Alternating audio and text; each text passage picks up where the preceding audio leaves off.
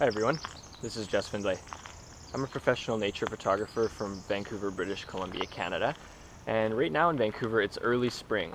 So on that note, I thought I'd give you guys a little tip for photographing birds at this time of year.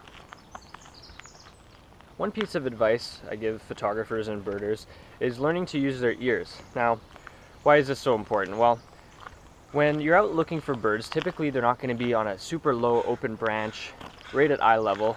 They might be buried in some deep foliage in the undergrowth, or maybe they're way up high in the treetops. And more often than not, when I'm out searching for birds, I'm hearing them long before I'm actually seeing them. And that's particularly true at this time of year in the spring, when birds are on their territories singing and defending that territory.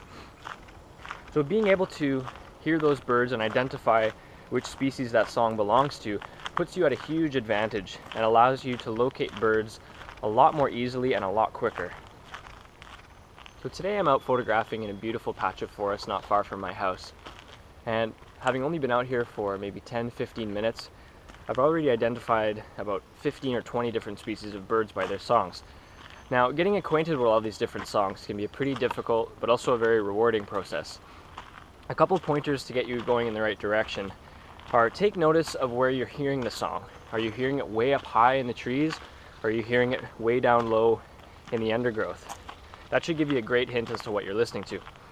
Something else to consider is, what does the song sound like? Is it really messy and jumbled up? Is it really crisp and clear? Does it rise up suddenly at the end? Now, all of these things are hints that you can use to identify the bird, and in the end, hopefully that will give you a better chance of photographing it.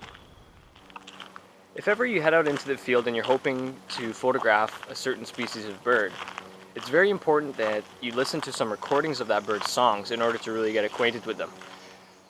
I can name many different situations where, had I not known the specific song or call of that bird that I was after, I would have completely missed the photo opportunity. Something else that I do is, whenever I'm visiting a new region or perhaps a new country altogether, I'll brush up on all the different songs of birds I think I might be hearing when I'm down there. And also what I'll do is I'll download all of these different recordings and bring them with me into the field so that I can quickly confirm what I'm hearing if I can't get a visual on the bird. The resource that I use for bird recordings is called xenocanto.org. Now, the reason why I love this website is not only are all of the recordings available to you for free, but they also overlay them over a map interface, which allows you to pinpoint exactly where that recording was made. Now, this is very important because a bird in California and a bird in British Columbia, both of the same species, can sound dramatically different.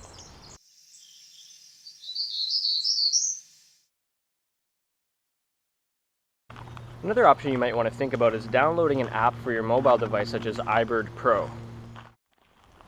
Not only do I think this will be hugely beneficial for your photography, but I also think that it will really enrich your experiences out in nature. Not only will you get to enjoy watching the birds, you'll also get to enjoy listening to and identifying their amazing songs. Best of luck out there.